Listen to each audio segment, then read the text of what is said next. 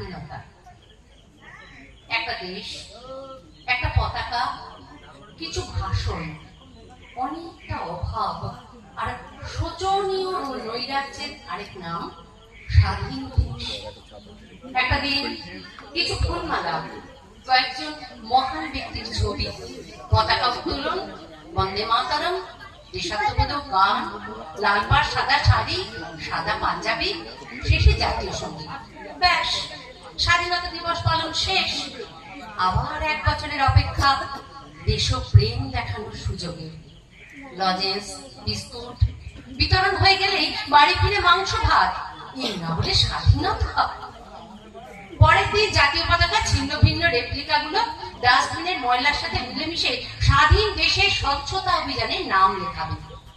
স্বাধীনতা একটা আবেগের নাম মাত্র। আমরা স্বাধীন দেশের স্বাধীন মানুষ, কিন্তু স্বাধীন মানুষ কাকে বলে? জন্মের সাথে সাথে যার মাথায় ঋণের বোঝা চেপে যায় তাকে কি স্বাধীন বলা যায়? যে শিশু জানে না যে তার খিদের আকুতি অন্য কারো বেসাধীন, সে কি স্বাধীন? যে মেয়েটি আজও অনিচ্ছায় অন্যের কামনার শিকার, অবৈধ সন্তানের জন্ম দিতে বাধ্য হয়, সে কোন স্বাধীনতা ভোগ করে? যে মা তার নাবালক সন্তানের ভরণ পোষণের জন্য লোকে দূরে দূরে ঠোক্কর খায় আর বাড়ি ফিরে খায় মদ্যপ লম্পট মরদের পিটুনি, সেগুলো তো নিশ্চয়ই স্বাধীন। আমরা স্বাধীন বলেই একটা আইনি মীমাংসা পেতে পুরো জীবনটাই কাটিয়ে দিই আদালত চত্বরে। আমরা স্বাধীন বলেই অন্যায় প্রতিকার চাইলে সমূলে বিনাশ হবার হুমকি পাই।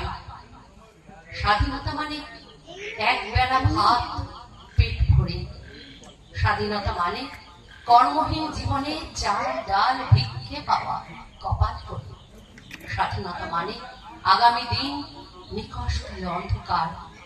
স্বাধীনতা মানে রাজনৈতিক ব্যাকগ্রাউন্ড ছাড়া পুরো জীবনটাই বেকার।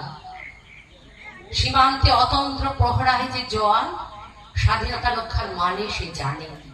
জাতীয় পতাকায় মোড়া কফিন বন্দি বাবার সব শিশুটি বোঝে স্বাধীনতা মানে বাবাকে হারিয়ে ফেলা।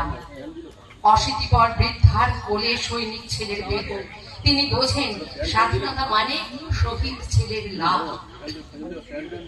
আর একটু সচেতনতা, আর একটু আন্তরিকতা, আর একটু ভালোবাসা কি দেশের প্রাপ্য নয়? সকলের জন্য শিক্ষা, সকলের জন্য খাদ্য, সকলের জন্য চিকিৎসা, সকলের জন্য গৃহ, সকলের জন্য ন্যায়, সকলের বাঁচার সমানাধিকার, এটাই তো দাবি স্বাধীনতা দিবসে। ধন্যবাদ।